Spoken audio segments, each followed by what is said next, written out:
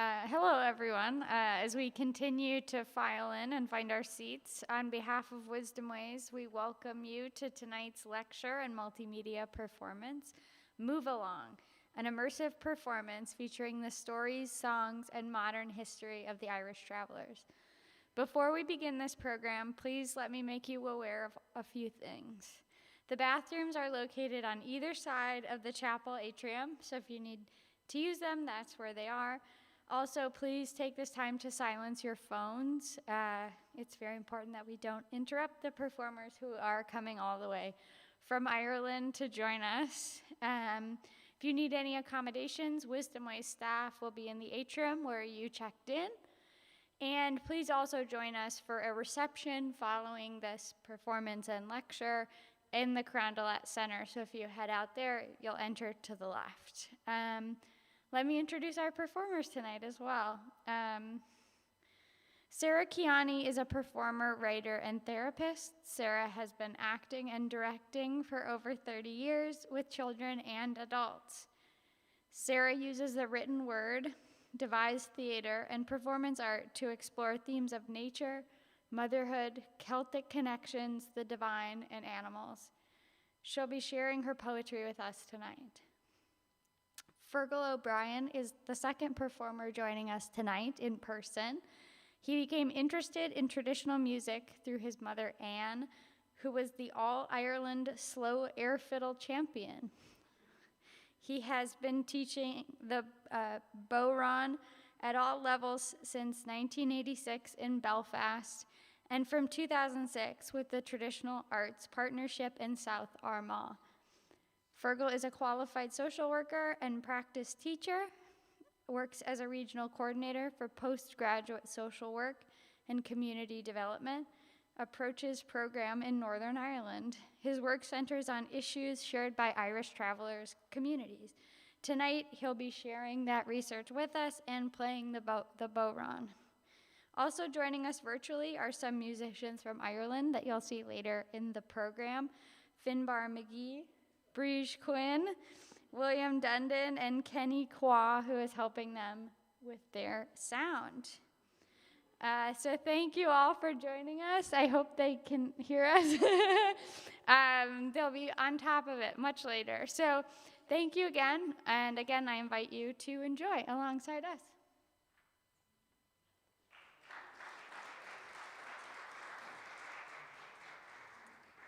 Well, how you doing? Good to meet you all. I'd love to get a sense of where you're from. Are there many from St. Paul? Is there anybody not from St. Paul? Where are you from? Minneapolis. Miles away. Well, I've traveled from Minneapolis airport all the way to St. Paul. And in fact, I'm out in Hastings at the moment, and it's been lovely.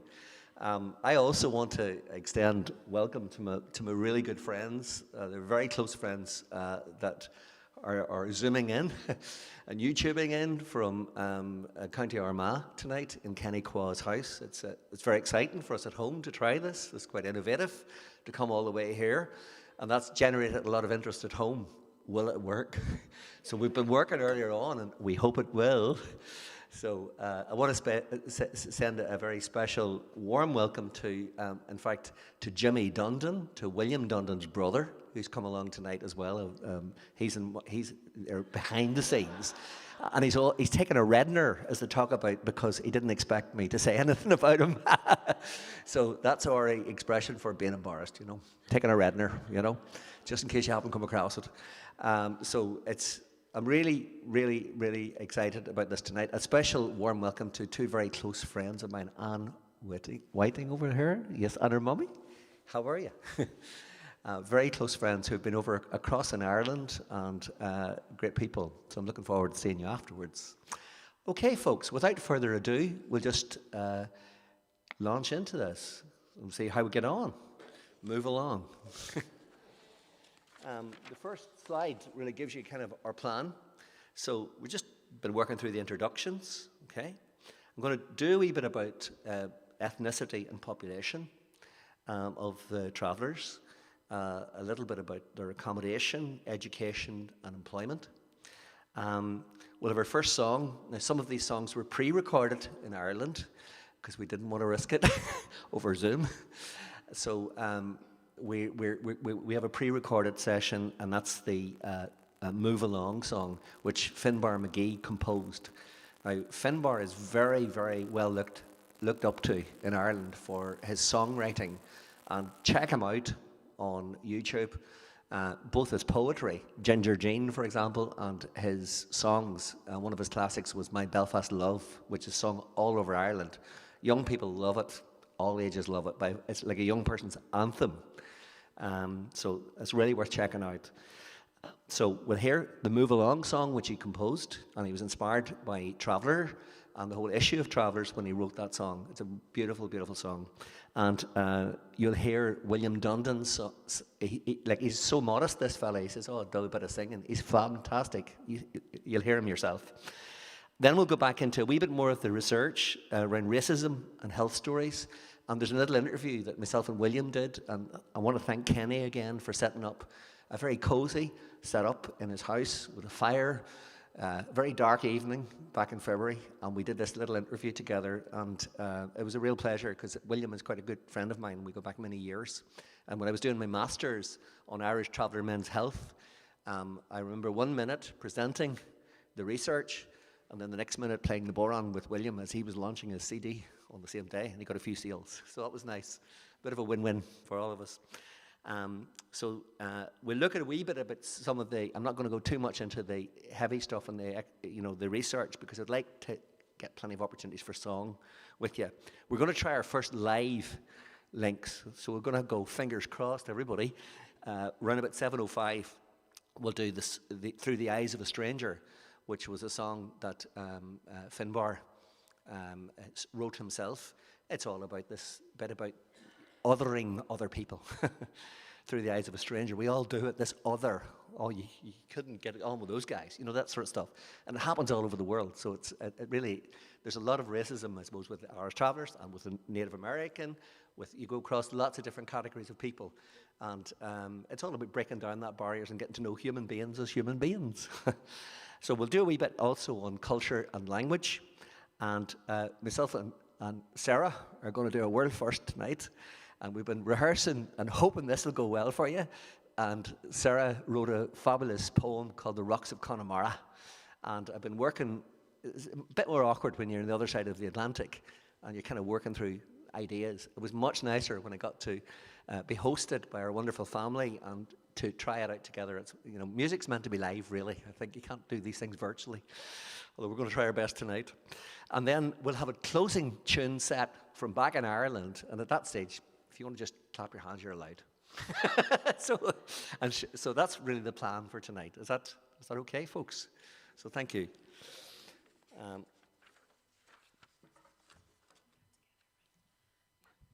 Okay. Yeah, so we're going to give you a brief origin story here about how this project was birthed. So we met last year, the end of spring, actually, almost a year ago. He was with the Armagh 7, a group of musicians that came over in a group to do some explorations, really with a focus on parallels between indigenous populations. And they had some really immersive experiences with the Dakota, but one of their experiences was coming out to Innisfree Farm. And I gave them a tour, and we walked the labyrinth, and we went through the ravine, and someone went up the deer stand with his mini accordion, which is called, what is that? Yeah, concertina. And of all of them, I was like, I like that one.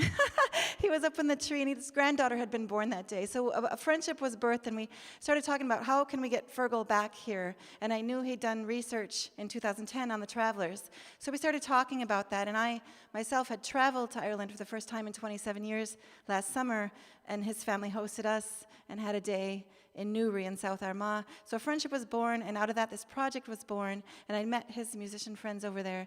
And so we're so happy tonight to bring this all, really organically came together in the fold to be really manifested here in the chapel tonight. So thank you all for coming. Thank you, sir. Okay. So we're going to look a wee bit then just about ethnicity and a wee bit about legislation. And one of the things that I suppose is the name. It's really interesting that you start looking at gypsy, Roma, and traveller. Take those three words. And if you look up in the dictionary, how are they spelled? Anybody know? It sounds like a kind of an obvious question, but it's not. They're all spelt with lowercase. You ever notice that? They're lowercase, not uppercase. Other ethnic groups are all uppercase. That's the first thing I would say. Why is this? You need to start asking, why is that? There's 3 different kind of ethnic groups. That's the first question I ask very well-versed academic people, how do you spell? And it's the first thing that people have no awareness of, because they just spell it, and they don't realize that they're not affording respect through the proper capitals. So it's the first thing I would say. But it's an attitudinal thing, and it's in society. Okay. Also, there's a lot of ignorance about travellers as an ethnic group. Travellers are an ethnic group. They're distinct from Gypsy or Roma. They're all different ethnic groups with different ethnic origins. Like travellers have their own language. Cant or Gammon or Shelta was known of. And it's kind of quite interesting that this is the bit where I would love William here right now with us, because he would give you some of the cant. And like I would have a bit of crack one where I would talk about a gammy fiend, which is a bad man. So there's lots of little expressions, and some of them actually are quite from the Gaelic. There's kind of a derivation from the Irish language with some of the expressions. So the Race Relations Order in 1997 recognised Irish travellers as a racial group within the meaning of the law. So that was a big step forward in Northern Ireland. That kind of, I think maybe 2004 came into actual practice. And in the Republic of Ireland, travellers became known as an ethnic group, but it was much later. It was actually 2017, I think. So it's taken a long, long while for people to recognise, and people say, but sure, they're not travelling. How could you be an ethnic? And so people get mixed up with the actual name. And I remember Sinead O'Connor coming up to me at a music thing. I'm not name dropping or anything like that, but it's just, well, I am name dropping, yeah. But I met her, we were down in Galway, and I was down with a group of musicians, and Sinead had a tour cancelled, and she came in, and I remember her asking me, because I was working with travellers as a youth and community worker at the time in Newry in County Down, and she said to me, I often wondered, could I just pull up my trailer and, would I be accepted? And I said, but you have to be born a traveller. It's not like, a new age traveller or other types. This is an ethnic group. So you can't just kind of rock in. So I think that was quite interesting, and it's an interesting conversation, because a lot of people think that if you're no longer nomadic, that you're not an ethnic group. But travellers still have their own shared culture, their language. They still have their very big family, very family-oriented people. And, people need to realise you're a traveller regardless. It's an ethnic term, regardless whether you're in housing, group housing, accommodation, service site, unserviced site, or caravan. You're still a traveller. So it's just understanding that it's a misnomer. People don't understand when they hear the term. Now, they were quite insulting terms. They used to be used a lot like itinerant. Some were tinsmiths. There was a number of different kind of origins, and some came way back. There's a DNA, there's a study was done that goes right back a few centuries that came up from Edinburgh recently. So there's another kind of theory. So there's lots of different theories on the origins of the travellers. But the important thing to realise is that they're a distinct ethnic group with their own language. So, as are Gypsies, because Gypsies would have a different kind of a language with origins in Sanskrit and in India, and it's a different ethnic origin. Irish travellers are peculiar to Ireland. They come from Ireland, but they have their own particular culture. And a lot of it shares with mainstream traditional, but they've also got their own distinct way of life and culture. So I hope I've got that through, but it's kind of just to understand there's nuances in it. Okay? I'll just kind of move it on, I think. Move on. We can just move it along. Because we don't want to be too long on these. So there's roughly about 30,000 travellers at the moment in the Irish Republic, and 1,500 Irish travellers in NI. That's probably out of date. It's very hard to get good data, and I haven't seen the 2021 census data yet, what it said about that. I've seen other categories. I just haven't seen the travellers yet up on that. But I remember in 2010, when the biggest ever study ever in history was done by University College Dublin on the Irish Travellers back in 2010, and travellers themselves were trained up to be involved with laptops and pictures, and if you had a literacy issue or just getting out there if you didn't have one, there was a whole range of people got involved in it, traveller support groups all over Ireland. A very, very intense study, and that was the best data because people don't really engage with officialdom in these senses. You know, you're less likely to get as many people on that. So it was really support people that knew travellers, and travellers themselves are the best people. In some ways, I feel a bit of a fake here. It should be William Dundon sitting here tonight because he's well capable. So it's really travellers themselves that we need to be listening to. Okay, so it's just it wasn't possible this time, but we've done our best. So to move on to the housing and education and employment. Over half the travellers in Northern Ireland and the Republic of Ireland are in government-funded housing.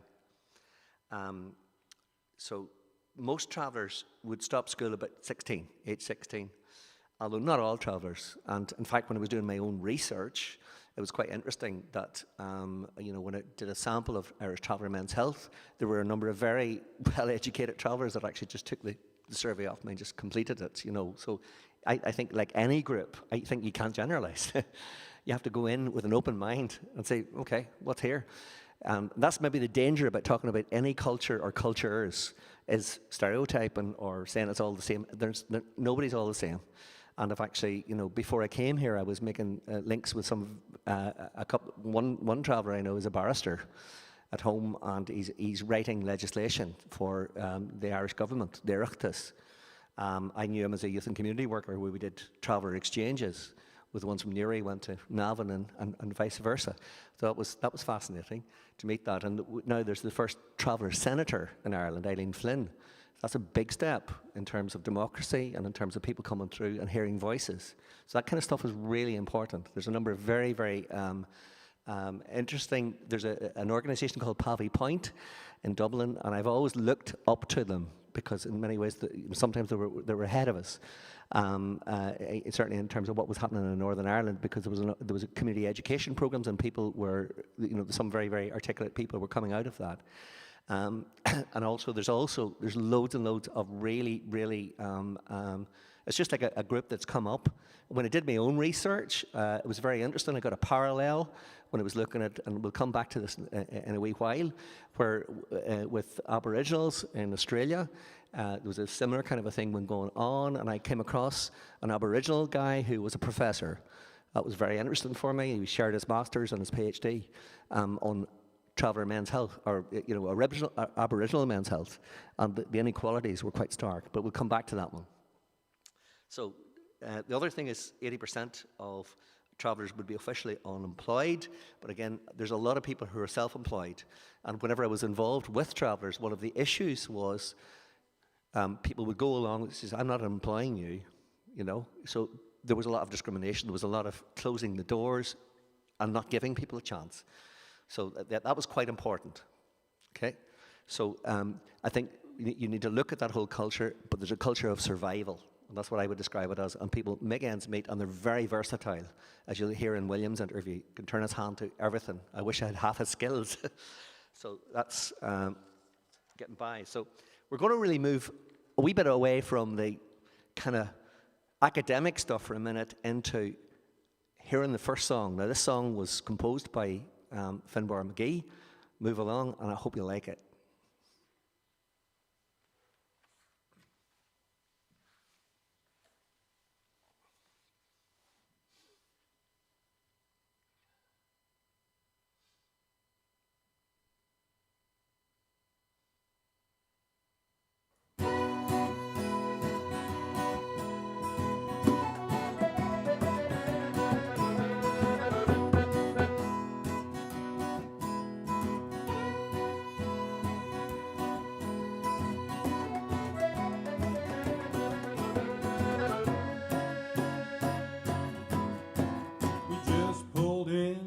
On the edge of town. You don't know us yet, you want to put us down. You don't like our ways, you don't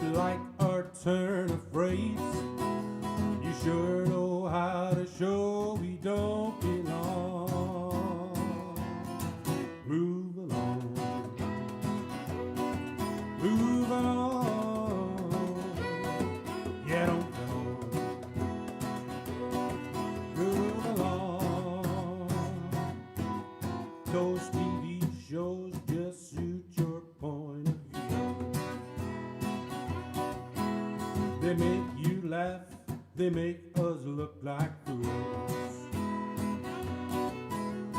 You buy all that hype, you can't see past the stereotype.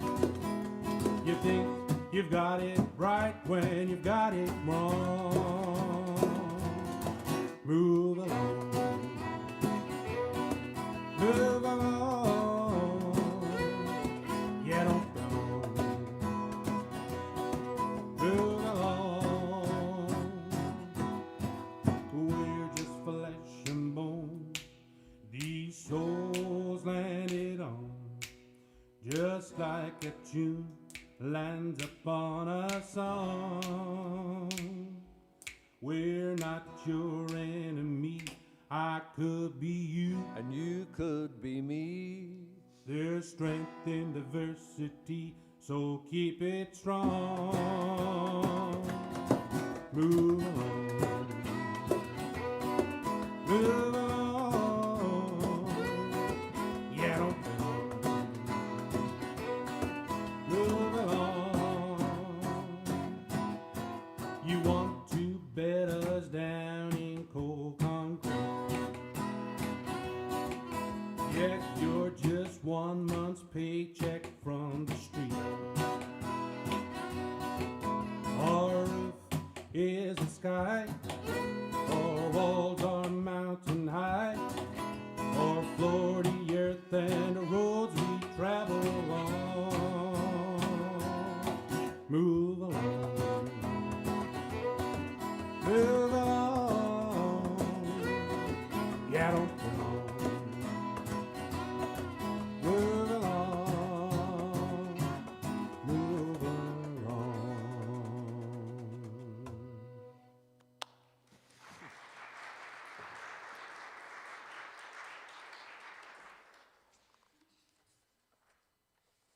Okay, just in the next bit, this was the interview that I referred to. Just go over here.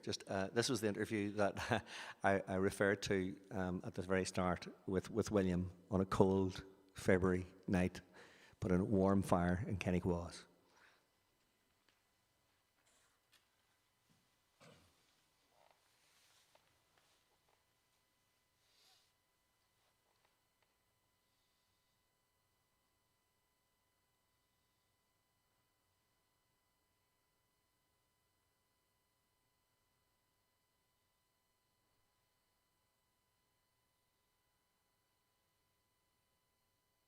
So, how you doing, William? Do you want to introduce yourself to these folks in America? Hi guys, my name is William Dundon. I am an Irish traveller man, and I'm an accordion player and somewhat of a singer. And I'm here this evening with my friend Fergal.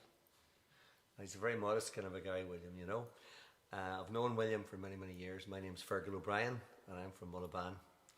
And I'm delighted to be able to share a few stories, or hear a few stories from William tonight. So William, we're just going to do a wee bit, just to find a wee bit about Irish travellers and traveller culture. Okay. And so my first question for you really is, if you were to meet a stranger from America who knew nothing about travellers, how would you describe traveller culture, which makes you different from other Irish people? Well, travellers tend to have their own way of living. To be very different from normal Irish people, or even normal people throughout the world, because they would sort of be a tight-knit community, you know, and sort of very, very close. Even if there was, say, for instance, a row about something or an argument, it would just be sort of like as soon as it arose, you know what I mean? It was sort of, there's hierarchy sort of members of the travelling community that would solve it before it potentially got out of hand, you know. So that's always a good thing. And travellers, again, very, very rich in music, stories, storytelling. Like my relations, the Dorn brothers, Johnny and Felix Dorn, they would travel from site to site and collect music. There were two pipers. They would collect music. And I've often spoken to people from the south of Ireland, and people from England when they were living in England as well. They'd be travelling around, and for the people that didn't know the tunes from a certain part of the country, when the travellers would come around, especially traveller musicians, they'd be over the moon to come and sit down and experience music that they probably never heard, tunes they probably never heard before.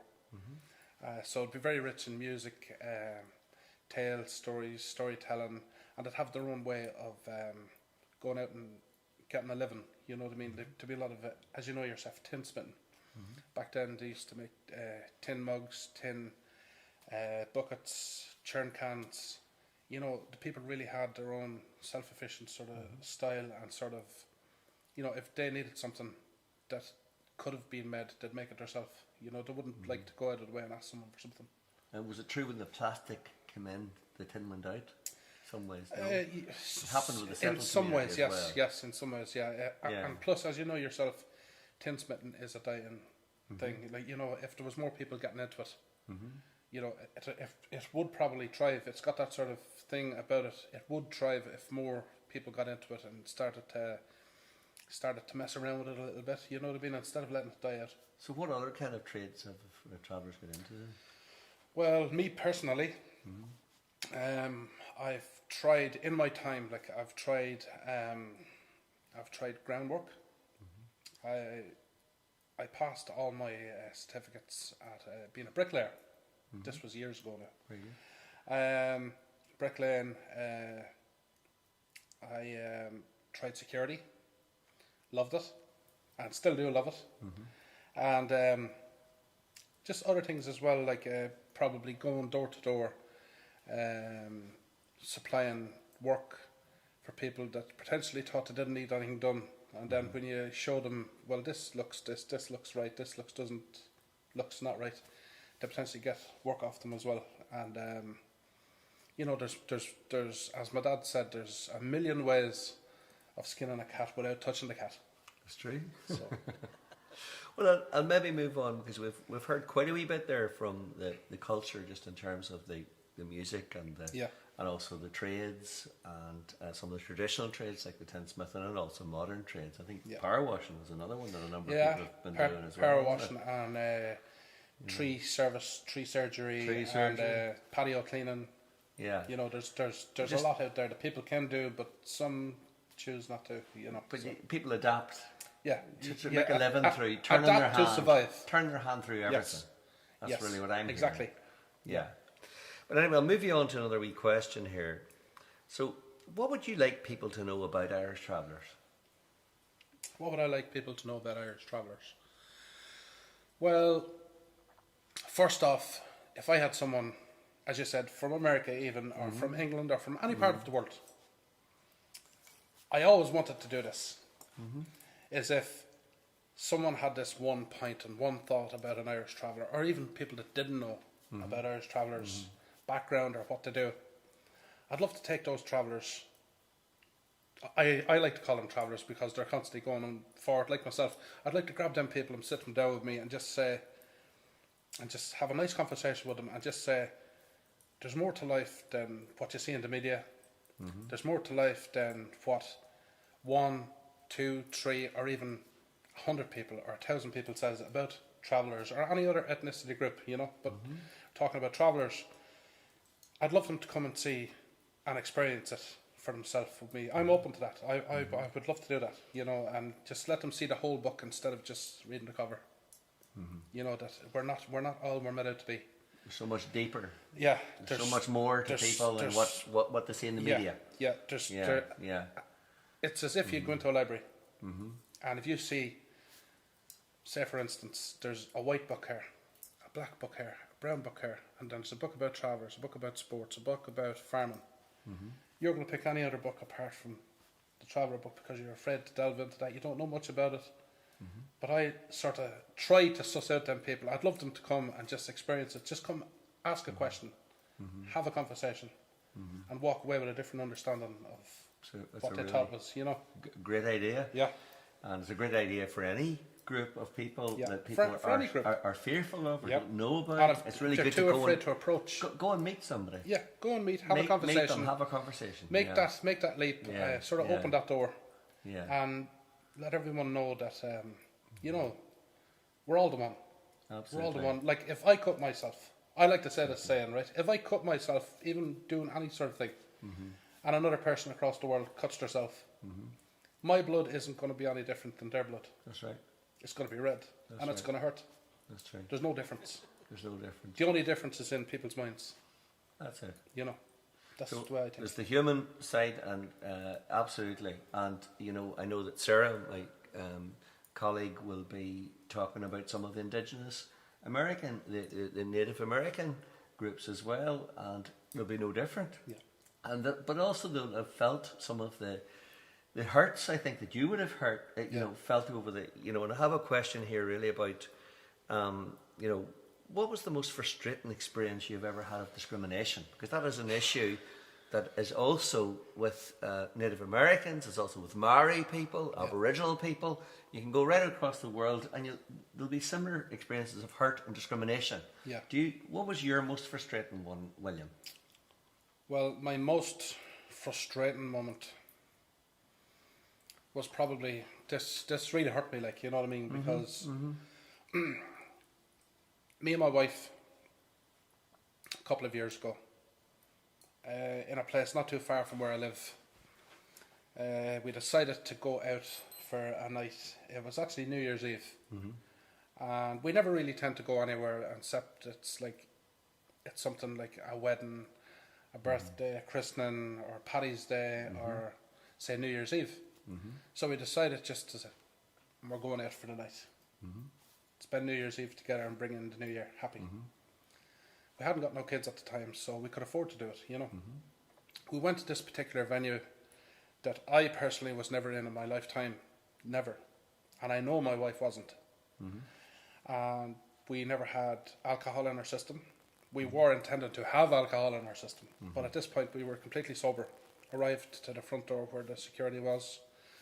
We were let in, and I approached the bar with my wife, Lincoln. Walked up to the bar, purchased 2 pints, thinking everything was going to just a good start to the evening. And I was grabbed underneath my arms from behind. Now take into consideration, I am 20 stone weight. I am overweight. I'm 20 stone weight, and the person grabbed me from behind by their 2 arms, the 2 hands, I could feel them, and lifted me off the ground and walked me outside like I was a kid, and ushered my wife out by the arm, you know. So I just turned around. I was as calm as pie, you know. I was just nice and calm about it, and I just said, what's the reason behind this? And your man said, you're not allowed in the pub, the security guy. So I said, okay. Is there a reason behind it? Why am I not, and my wife not allowed in this pub? He said, well, management has told us that you damaged property in the pub and you sent one of whatever it was, staff or people, to the ER. So I was taken back. I was very nearly crying, Fergal. Like, it takes a lot to make me cry. I know. Like, but it was but just everyone has emotions. It was that feeling of like, where are you coming from? Yeah, he was with wrong. this? He was wrong. with My that, wife yeah. knew he was wrong, and people Yeah. that knows me know that I am not like that. And I know you Yeah, well. I am not like and that. I know you're not like that. I like to be nice to everyone. It costs nothing to be nice. Absolutely. So anyway, he said, management said, you're not allowed in the bar. So I said, why? And he told me that, you broke up something in the bar, or you disturbed something and you hit someone, and I went to the ER, and I was like, I was taken back by it. Like, you know, that comment to me, like, and me coming from a very, very, very well raised background, Oh, you have. Yeah. like, give people respect even if they don't deserve it. Give it to them. Yeah. You know, it costs nothing to be nice. Yeah. I just said, I blew a gasket, but not in a bad way. I sort of start thinking, the balls start rolling in my head, and I said, I have £500 to spend between me and my wife that night and tomorrow and the day after. So I was willing to give it to the security, to show them me on the tape, show me on So the if you tape. give them 500 Yeah. quid, if they can show you If on they the can tape show me and provide myself on the evidence, tape. provide the evidence for what they accused you of. And the security just took out his earpiece and he turned around and he said, no, he said, management just doesn't want you in the bar, he said. No, he said. So that was one of the most frustrating times that I had, and to be honest, I felt like crying outside, but I wouldn't give them the satisfaction. Satisfaction of it. And my wife just looked at me and I just grabbed her and we went to a different place. It's that feeling of being treated as a second-class Yeah. citizen. And Completely, isn't it? people who knows Yeah. me, as you know yourself, Yeah, Fergal, you yeah. know me a long time. I know you a long time. Have you heard anything negative about me? No, Never. no, And people that knows me a lot longer no, can say the same thing. no, absolutely. They've never not. heard anything about me. Absolutely not. Very, very trustworthy. So So that was one of the most frustrating times I had. Okay, well, thanks for sharing that with No, us no, and, it's and okay. for sharing it It's with okay. the audience It's here perfect. as well, William. It's You know, perfect. because it's you know, it is a hurtful sort of a situation. So maybe on a different kind of question, like, what do you see as your future as an Irish traveller? What do I see as a future as an Irish traveller? Your future. My future. Well, my future, I don't see myself ever traveling again. You know, I'm settled now. My kids are settled. They're going to school to have a good education, to have all the means to survive and live a happy life. I don't see myself going through that. It's sort of a problem-ish type thing when you go out traveling. You don't know how long you're going to be in a certain point, like from point A to point B. You don't know how long you're going to be there. And it's very hard, like, even on the making a living side, if you're going out travelling, if you're staying in one place and then you're moving on to another place, the police come, the council come to move you, and you have no say on it. You have no say. You have to abide by the law. That's just the way the law works. That's just the way the world works. If you don't abide by the law, you're breaking the law. But some people don't get mixed up, don't they, in terms of just because of the name traveller, Yeah. because that, you know, maybe if you're not actually nomadic or moving around, that doesn't mean that you're not any less of a traveller, because Yeah. that's an ethnic Yeah, group. yeah, So you've been born, and I remember Sinead O'Connor once asking me, I met her, and I was down with some musicians in Craig Castle in Galway, and I remember she came in, and that was a time I was working with some traveller folks, and Okay. and literally she said, you know, I would just love to roll in with my trailer and set up beside the traveller. Do you think they would accept me? And I says, well, you have to be born a traveller. You can't just join a traveller, and that's a different kind of a situation of just coming up. Would that be right? Well, It is something you need to be born. Yeah, you as need a to be traveller. born into it. Like, You I need to can't be become born a into traveller tomorrow because I was never born one. No. Even if I joined you and shared experience, I can't become you because I don't belong to your ethnic group. Yes. Is that right? Exactly. Yes. So even though you're saying in the future you might do less moving around, That does not make it's me not, not a traveller. It's no less of Yes, a traveller. I'm still a traveller. So I think that's an important Yes. distinction. That Yes. and I And think a lot of my people three kids- don't get that. My 3 kids, believe it or not, were born from a house background. Like, you know, they were born hospital, Yeah. obviously, and then Yeah. taken back to house. Yeah.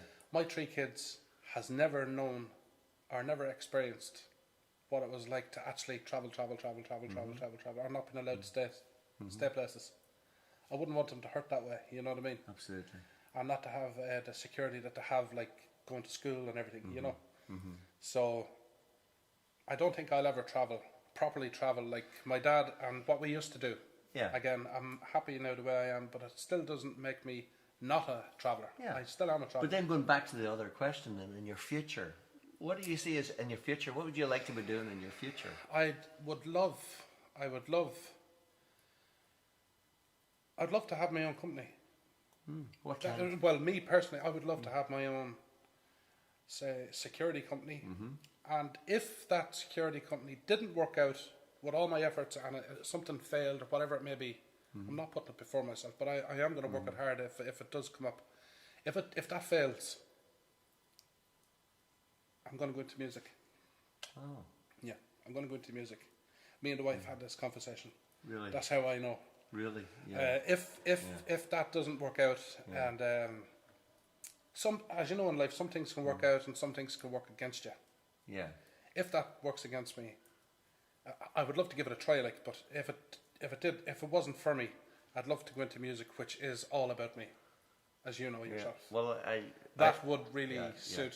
But there's an element of you, is there not, regardless, say, even if you went into the security, is there not an element of you deep in your soul that is a musician?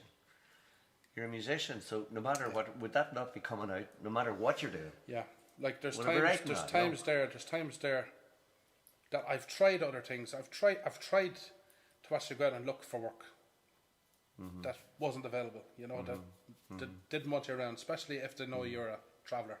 You know, they don't want you. You know. But in that same thing, when you're a musician, everyone wants you. Of course they do. Everyone wants you. Especially a good singer. And then when you're a musician and you're a traveller, Yeah, it sort of breaks that barrier down. it does. You can go into people that hasn't met a traveller or has heard about travellers in a negative way. Yes, sir. And I'd be playing music and singing songs, and I'd get talking to these people, and I'd say, "Oh, I never would have thought you were a traveller." And I say, "I am." Nice to meet you. But you know, this is the question I was going to ask you here, specifically. What is the connection between Irish travellers and Irish music? Now, you touched on it before, It's but a very, can you very, say a very wee bit strong- more about that? Say a bit more about that. It's a very, very, very strong connection. It's taken a little bit from the first question, but I will answer it to the best of my ability. As far as I am aware, in my family and in my mother's family and in my dad's family, no matter how far you go back, there's always been music. You know, my dad, my mom's dad, my grandfather, was a concertina player, and he was also a mouth organ player. What was the name? Jim Hanrahan. All right, okay. Hanrahan. Okay. But if you're saying it quick, it's Jim Hanrahan. You know. Yeah. And he was he apart from being a horse dealer, like buying and selling horses, like in marts and markets and everything over here, he was a concertina player. And he was also a mouth organ player, right? So that's where the music came in on my mom's side, okay? And the music also came into me from my dad's side, where my two relations from my dad's side was Johnny and Felix Dorn, the Irish pipers. Very well known. Very well known the world around. Like if you go to New York or Yeah. even like that, to have You can, CDs, you can Google you these can Google guys that. and see loads on them. Like in the time of Johnny and Felix Dorn, I think it was Johnny. He went to the Galway races, which is a big place. A big event happens in Ireland once a year, right? He went to the Galway races back in 1942 or 43, if I'm correct. I think it was 1943. And the average wage for a farmer or anyone that worked like the land at that time was, say, 10 or 11 pound a year, maybe, if you're lucky. On the Galway race, that time of the Galway races when he went, he sat up right behind the gate going in and stood up with his pipes on his knee and played his pipes for however long the fair went on, maybe half a day. And he collected £14, 8 shillings in one day. That's a lot of money. That's at a that year's time. amount of money Oh, that's a lot of money. to work, and he collected that in one day. That's amazing. That's the magic of music. Yeah. That's the magic of music. Well, I mean, for people that wouldn't know, I mean, there might be other big names in Irish music who are travellers, and they might not even realise that they're Yeah, travellers. yeah. Can you think of people like that? Well, I can think of a few. Yeah. Who would you think? Which would be the Furies, Finbar Fury, like, and his brothers, and there would be the Duns, Pecker Dunn, Stephen Dunn, and then you have Mickey Dunn, the piper, and his family as well. You have the Dials. The list goes on and on, but there is a lot of. Would Paddy Keenan come Paddy into that Keenan's as a traveller as well. Very yes. well-known piper. John Rooney is a Yeah. fabulous piper as well, which is he's gone to heaven now. Yeah. God rest him. But there is an awful lot. What about the There's singers? the singers in the travelling community? Yeah. There would be an awful lot of very, very, very, very, very good singers in the travelling community, and I'm not boasting there. I'm not boasting. I'm saying the truth. You know me for saying the truth. I don't talk out of line. There's an awful lot of great, fantastic singers in the travelling community, and when they sing from the heart, and you can see the emotion on their face. when Thomas they're singing. McCarthy? Would Thomas he be one? McCarthy, yes. He's well known recently. Yes. Who else? Yes. And then you have the O'Learys, which would be my wife's people. Yeah. Selena O'Leary, Dicer O'Leary, all of them. Yeah.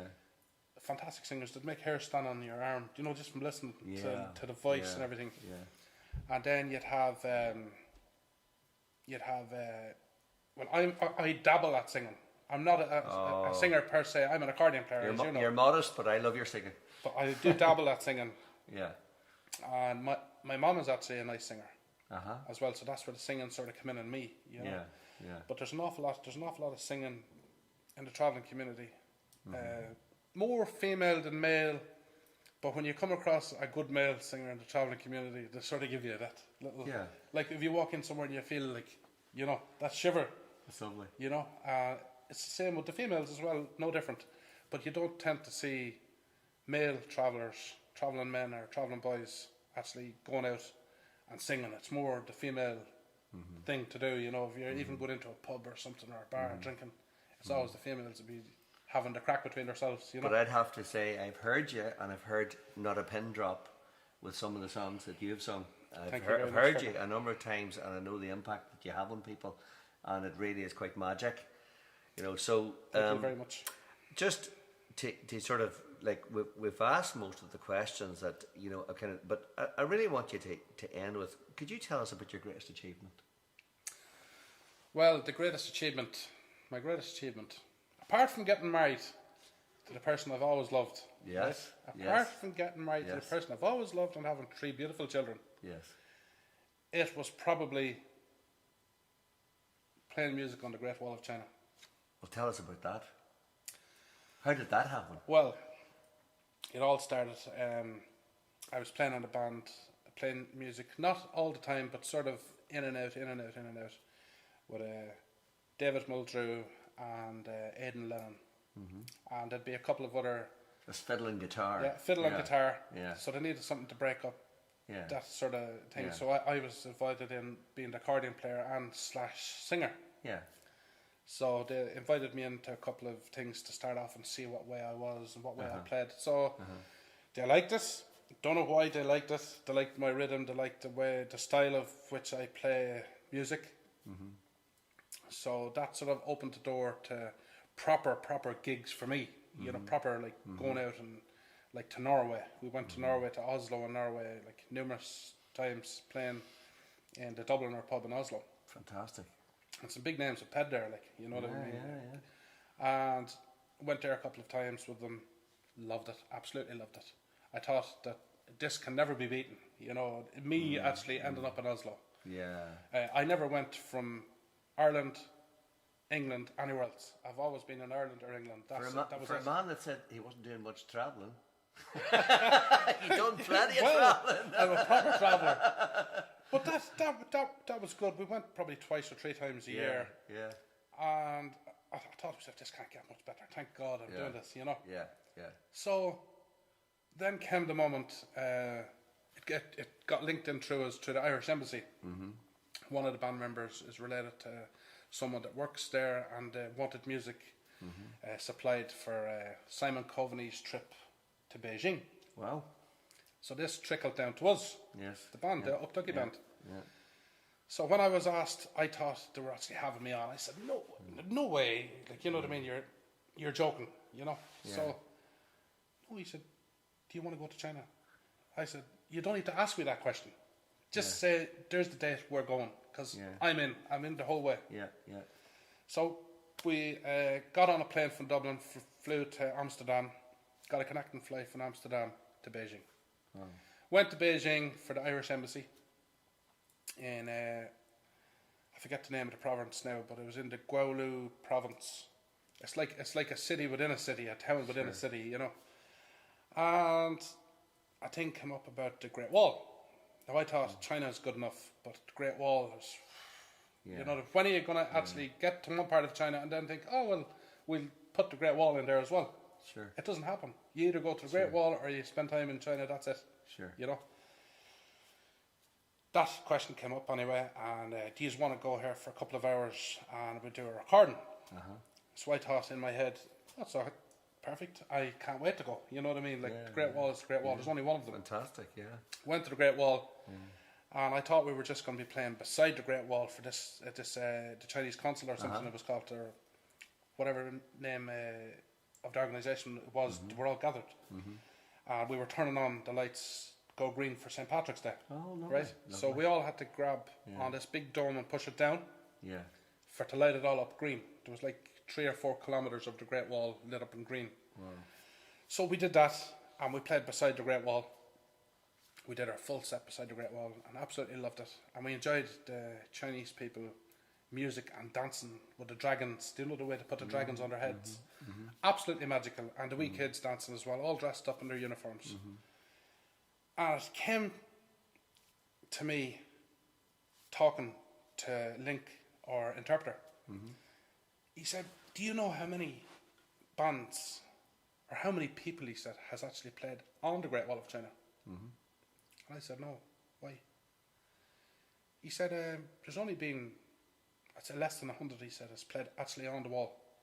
Really? So when Simon Coveney was doing his walkabout up to the top of the wall from the position we were, from that little spot we were, they organised, while he was at the top, for our band to actually get on the wall and play music on the Great Wall of China for when he was walking back down.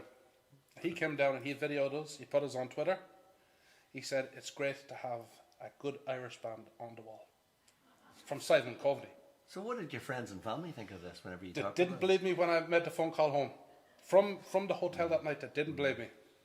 And then when I actually got the link from Twitter, I sent it back to my brother Jimmy and my wife and my mum and dad. Didn't believe it. Thought it was made up. Me being actually on the Great Wall, me of one of a travelling community actually being playing on the Great Wall of China. That doesn't happen very often. There couldn't be too many Irish travellers that have That played doesn't any happen music all the time. on the Great Wall of China. So that was one of my biggest, achievements. best achievements. It's a fantastic story. You know, it's a fantastic Well, it's the story. truth. It's the truth. And also a lovely And I thing. never forgot it. Yeah. Every minute of it is still in my head.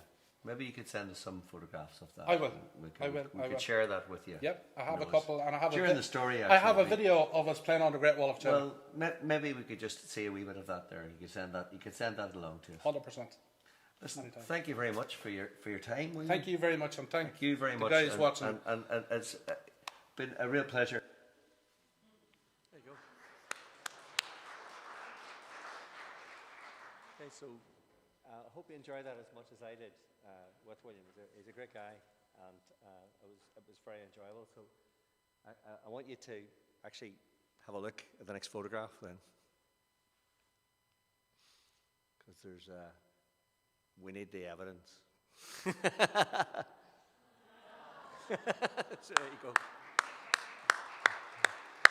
That's William on the Great Wall of China, and I've just been jealous of him ever since. So there you go. So I'm going to kind of probably skip on a wee bit, just time-wise, because that was a wee bit from my research, and I'm not going to dwell a lot on this now, because I'd like to come back into a wee bit more music for you and use the time for the poetry and the music. But just to sort of say that the link that was sent out to you, there's a video that I did for my masters, and there's Irish travellers that actually are part of that video, and they helped to disseminate it, because it went back into trailers, caravans, various sorts of people, sort of health messages. I work with 20 men, and a wee group that I went to, first of all, to find out even the right kind of question to ask.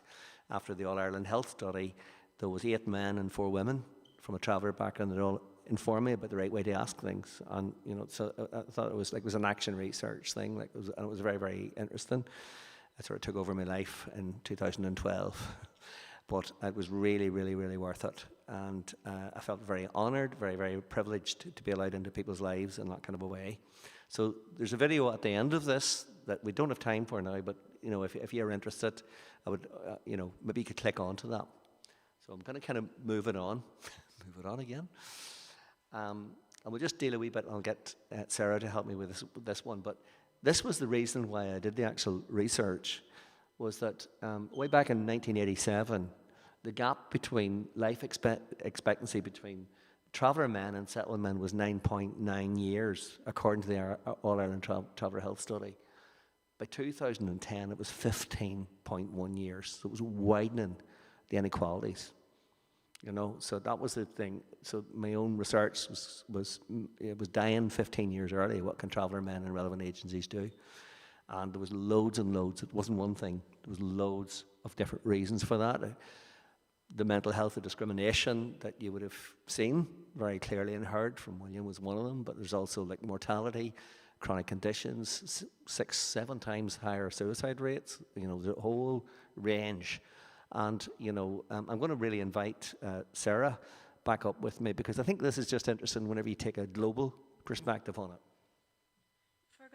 Fergal and I were actually talking about this in the car with that suicide statistic, and you know, it's that legacy of poverty and discrimination that's international. So him and I were talking, and I pulled the comparisons for, you know, Native Americans and Alaska Natives. We're about 6 years right now with the lifespan, but alcohol-induced 6.6 times higher for rate of death, homicide 2.2, liver disease 4.6, and diabetes 3.2. So, you know, it's diet, it's environment, it's the ability of addiction to enter the community. And it, you know, I think it's one really important piece about the work we're doing here is just to just kind of remind and remember and expose the inequity is alive and well, and it's lethal. And so some of our work tonight, you know, hopefully to just take the seriousness of that and hopefully dive a little deeper into what we can do at home with our own minority communities, and how can we start to really take action, and then also, you know, learning about the travelers and just looking at ways that we can really support these communities to shrink these grave statistics. So that was our work together that we talked about a lot. Thank you for that, Sarah. And it's just one of the things that is my passion at home and what I work at, and is a social work trainer, and we do a postgraduate course in community development in Northern Ireland. And a really important part for me is looking at people's strengths, not just the deficits, because there's lots of what's wrong, but there's also a lot of what's strong. And I think we heard earlier on an example of what's strong through William, and there's great strength there, there's great talent, you know, and I think that's what we can look for. You can look for what's wrong all the time, or you can also look for what's strong. So I think it's a really important point for all of us when we're dealing with people, and it's really, like, I feel a bit of a fraud talking here. It's like listening to William, you get so much more information, and we need to hear from people with lived experience, no matter who we're talking to, and it's a really, really important part of community development as well. So just move it on.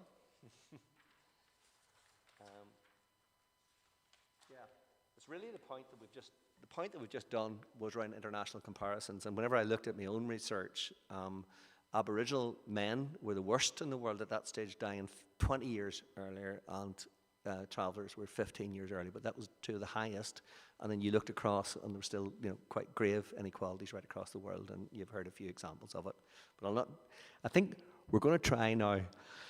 Can you all just cross your fingers? We're going to try going live to Ireland, okay? Let's see how we get on. For the Eyes of a Stranger. And this is one that was written by Finbar. Okay. So we get a sound check possibly, folks? Yeah. Maybe we'll do a sound check, because we can hear nothing at the moment. Don't be just starting yet, if you can hear me. We're all silent here. We can't hear you. Kiani, can't hear you. This is the bit that you just need the fingers crossed. We got it earlier on, so please God, we'll get it again. Hello. Yeah. Go on ahead, we hear you. Ready to go? Tell us when. Yep. 1, 2, 3.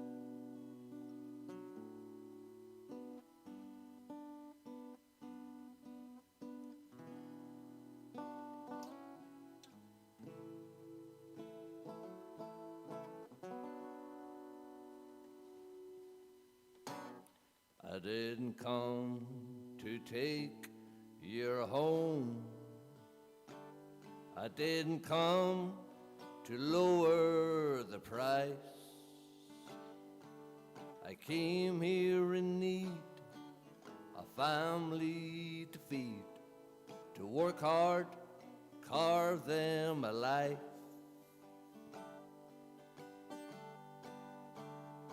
If you look through the eyes of a stranger,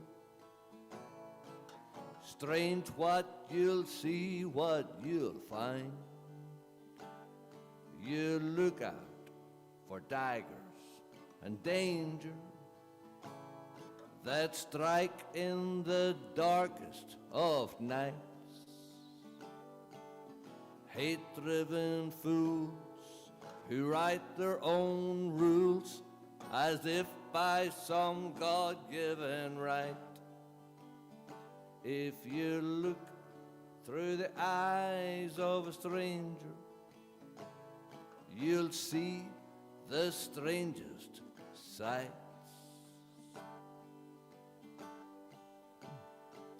This country is rich in history. Its people found distant shores. Those songs, those rhymes about the hard times, tell me what they were for. If you look through the eyes of a stranger, strange what you'll see, what you'll find. You look out for daggers and danger that strike in the darkest of nights. Hate-driven fools who write their own rules as if by some God-given right. If you look through the eyes of a stranger, you'll see the strangest sights.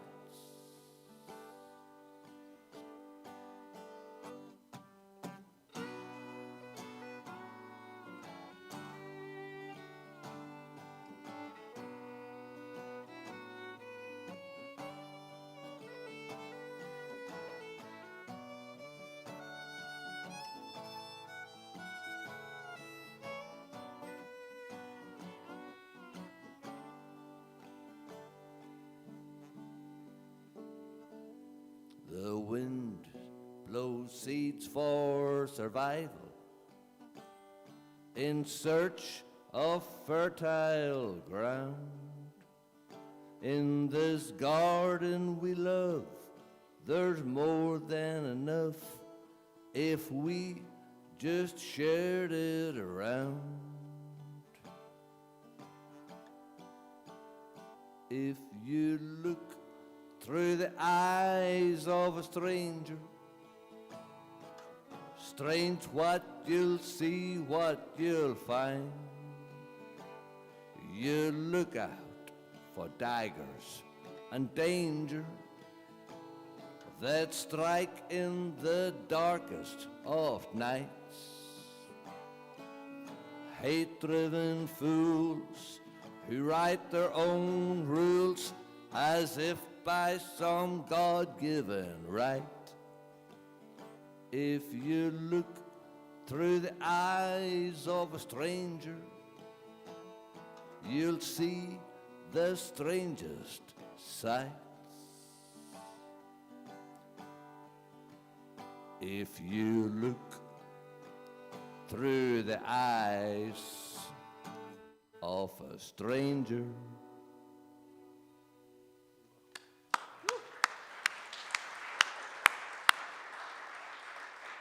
that was absolutely fantastic, and you know, you can see why also Breige Quinn and fiddle is one of the best ones we have around. She's a great fiddler and great person as well, accompanying there.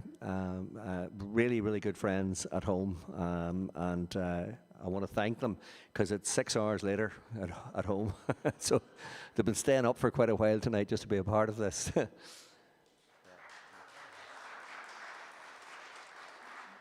Okay, so we're going to try another wee bit of a first here before we come back to these guys for a bit of live music towards the end. And this is Sarah's poetry, and it's been difficult for us. We've been doing this kind of virtually for a few months now, so just fingers crossed it works okay live. Sarah.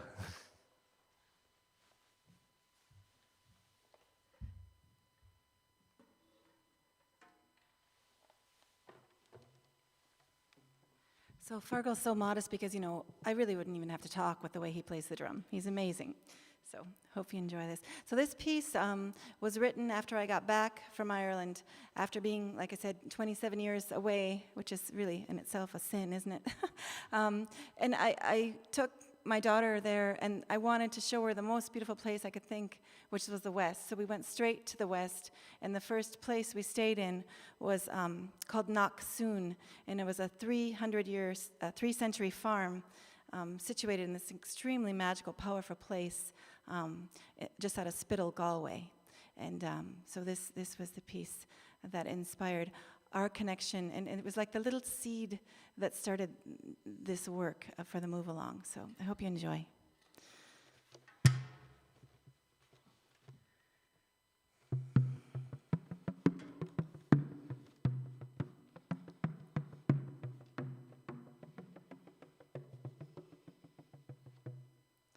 The rocks of Connemara spoke their own language, a universal language, a language that everyone can understand who has ever moved from one place to another.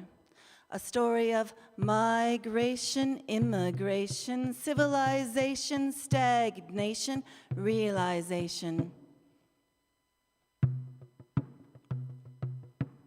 The vast green rolling hills full of ancient solid gray structures speak a language that is slow and deep and steady and strong. They are a homage to the humanity that was forced to scatter between these rocks, to dig into their stone faces, to build what semblance of a home can be built when one is exiled.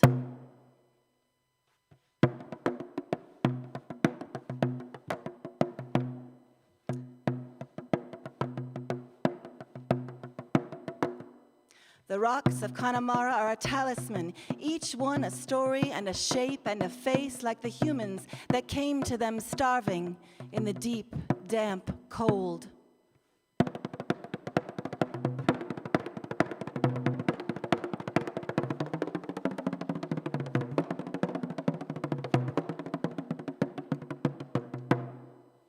The rocks in Connemara speak now in a way that is deeper than the underside of the earth that they touch. The rocks of Connemara now speak to me in a way that helps me understand that home is bigger than the place on the map where we are born. The sky is blue today with the wispy clouds that only summer can bring.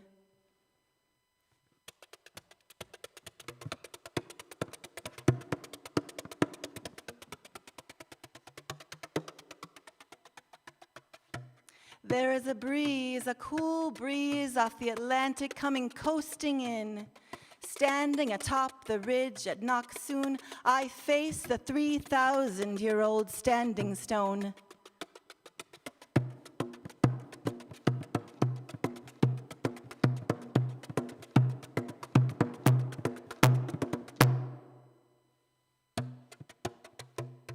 To my left, the sea, and to my right, the mountains of Connemara, and I am in the center, feeling home in a place I've never been before.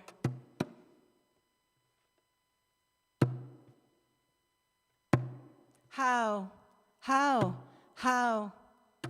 Because home can be universal. Just like the rocks, it is a sense of belonging.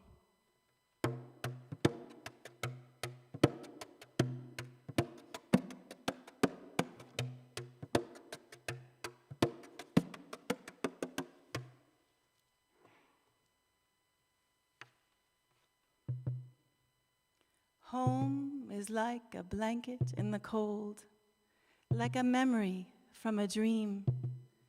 And I feel home here now, in this moment, in this place, in this space. Here now with my daughter, after 27 years of being gone from this beautiful, complicated, green, rocky island. Returning to this place, this sacred space, once regarded as the Siberia of Ireland, it is now quiet and beautiful and calm. But I know all too well there's pain beneath the surface, turmoil lurks on the darkened underside. Pain greater than words can assign lives here, like the pain in me. And like me, it survived.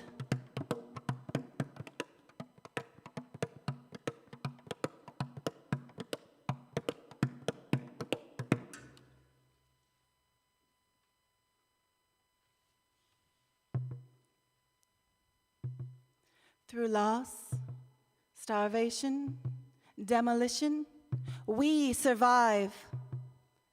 Through the twisted, thorny existence of time, we survive. Strong things live on.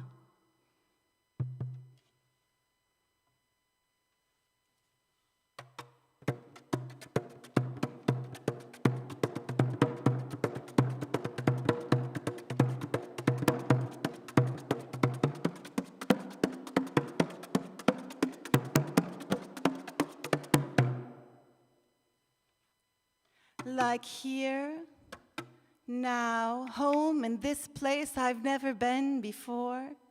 And yet it's so familiar, it beckons my soul home in a deep way.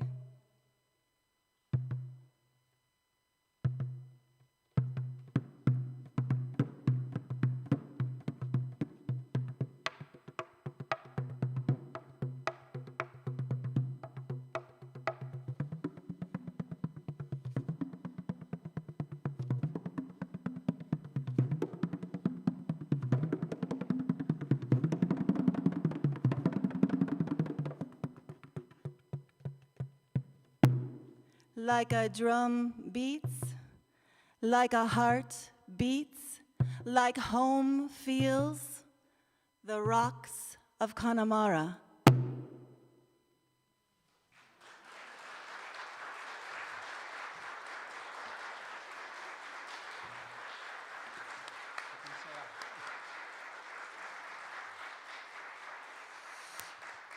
Okay, guys, just for the final set, I'd like to thank the Wisdom Ways staff, Mike and Danielle, and all the folks up back, just for having us here. It's been a great privilege, and for this beautiful venue that we're in today. It's a lovely, lovely place to be. I'm looking forward to having a chat with a few people afterwards when we go for a wee bite. That's a lovely idea, and. I want a special thanks to Kenny Qua, who's working on all the technical stuff in Ireland to make this happen. Maybe a wee round of applause for Kenny, because it takes a lot of work. And yeah, and I had another friend, Kenny, you're going to have to give me the name of your other friend here that's working behind scene there. Houston, come to me. Don't be going to that. We're going live. Okay, he's another friend in the background. And also there's just a special round of applause for Jimmy Dundon, who's in the background there, William's brother, who just came in for the crack tonight to see it. Yeah. So we're just going to go live again, guys. We'll just try the music and hope this goes for the best. We might even try a tune on both sides of the Atlantic, and this has never been done before because Zoom, there's a big link. Or is it YouTube we're doing? Oh, I can't remember. YouTube. Should be okay. Yeah, let's go. Okay, guys. Take it away.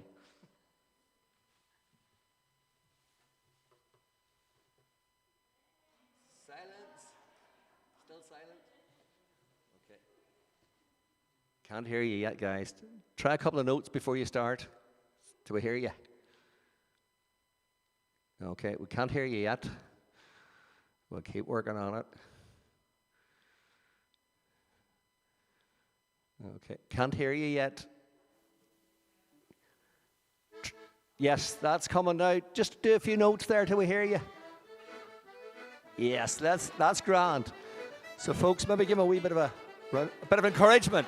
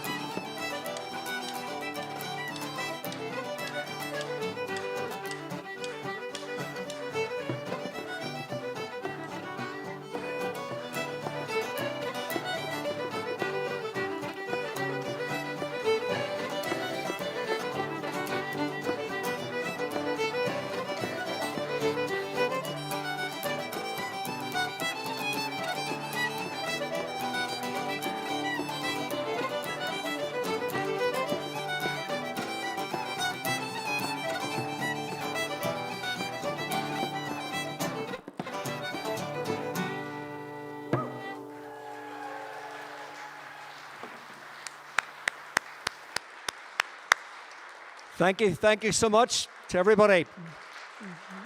Big round of applause for our Irish ones. Well done. And Jimmy, do you want to do a song before we go? Have we got time?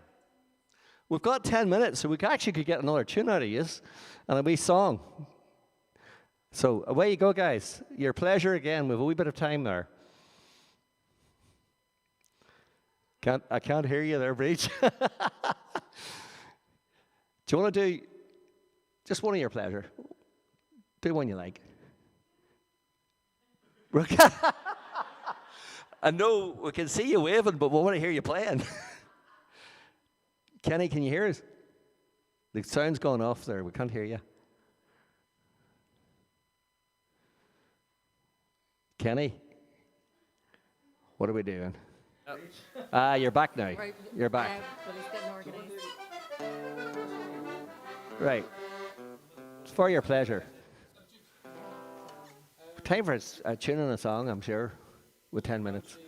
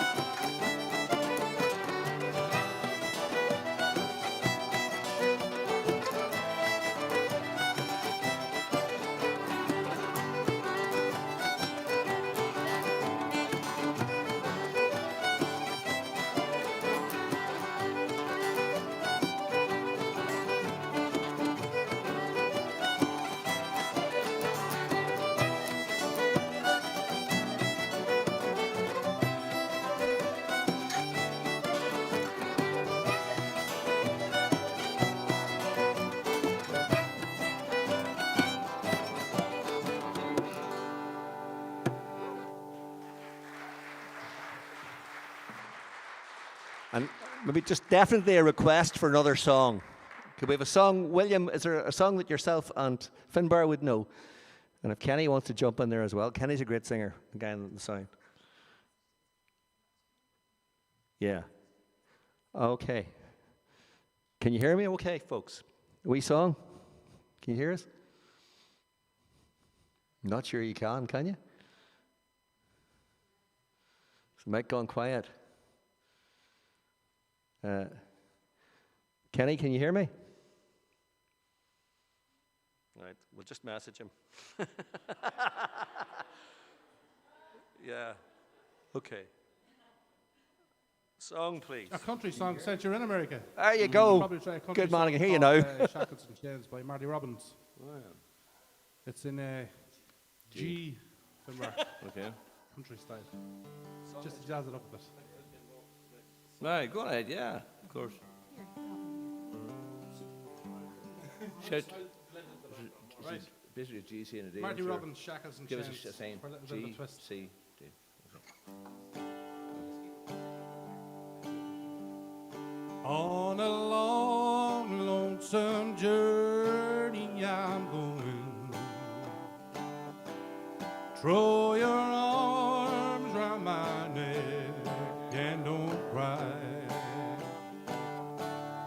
For in shackles and chains they will take me away to a prison to stay till I die. And at night through the bars as I gaze at the stars, the love that we had was in vain. A piece of stone I will use for my pillow while I'm sleeping in shackles and chains.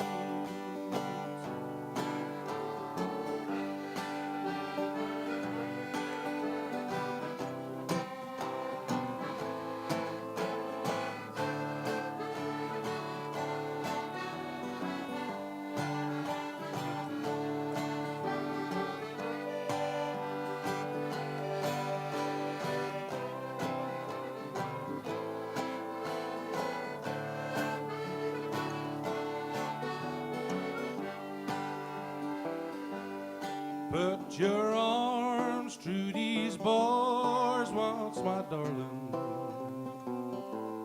Let me kiss those sweet lips I love best. In heartache, you're my consolation, and in sorrow, my haven of rest.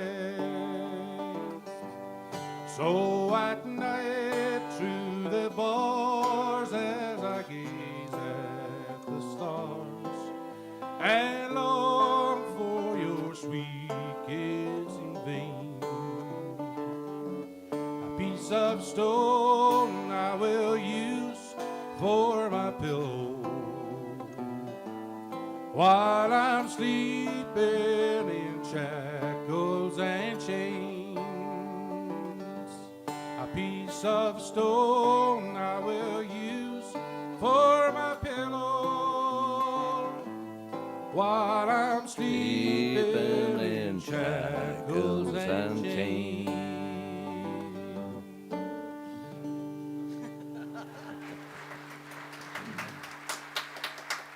And I am going to ask for one more song. I'm going to ask Finbar to sing the song that he's known all over Ireland for, called My Belfast Love. I hope he heard that.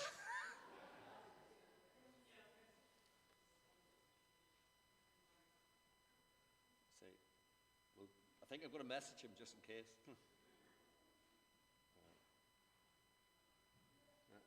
Not getting through.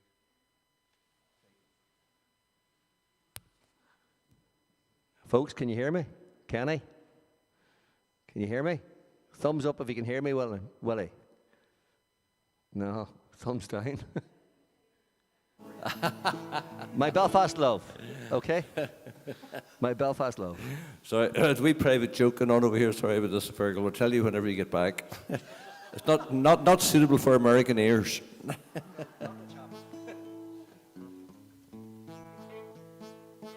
here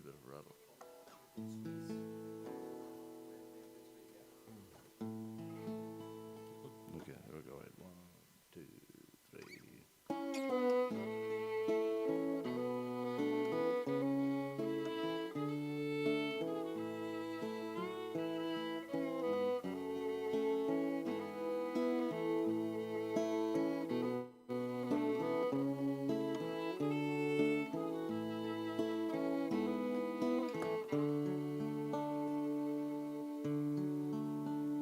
One aimless walk through Armagh Park, one cold grey autumn morning, a diamond bright came into sight, just like a jewel shone, with sapphire eyes that would hypnotize.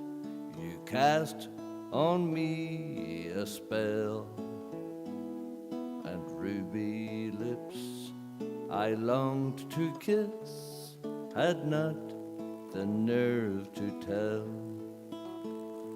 When you greeted me so graciously, you set my heart aglow. Like a child I was beguiled, I just had to know your name and from where you came. Oh, with me would you go to the end of time?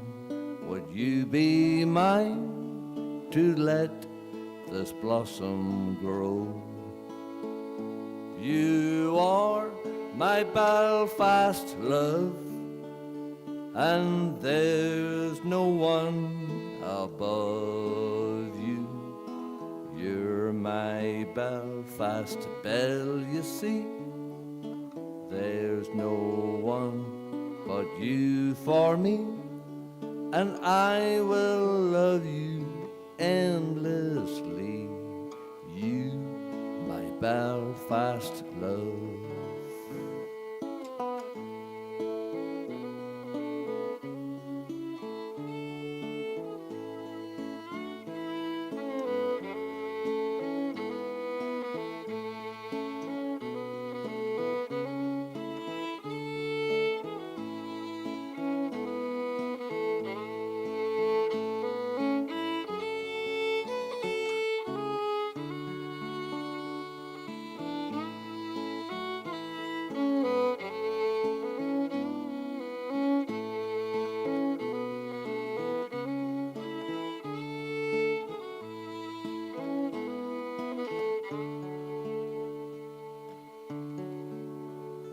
Come, take my hand across this land. I would fly you to the moon. Sail with me the 7 seas. Each day would end too soon. And if we are graced with young, this story to them I will tell, how we first kissed in the morning mist, how deep in love I fell. You are my Belfast love, and there's no one above you. You're my Belfast belle, you see. There's no one but you for me, and I will love you endlessly. You, my Belfast love.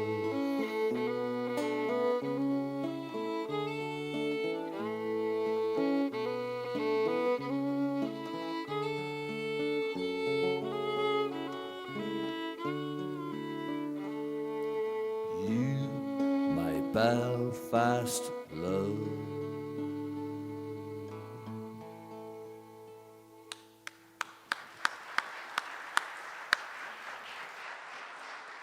Thank you so much. Thank you. Beautiful. I think we're going to leave it at that. So thank you very, very much for that. Well done. Thank you, Sarah. And wisdom.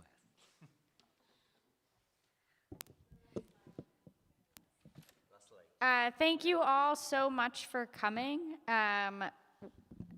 Fergal has asked that we promote St. Vincent de Paul of Ireland. They do really good work with the traveler community, so you will receive that PowerPoint if you are registered, which you all are. So you will get that, and please do consider donating. We very much appreciate it. Let's give one more big round of applause for all of our performers.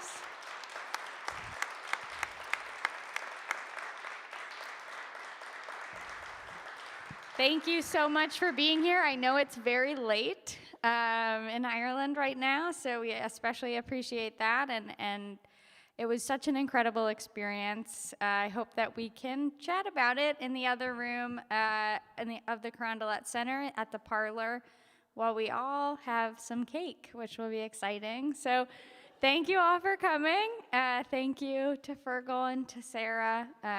We very much appreciate you all being here. Enjoy.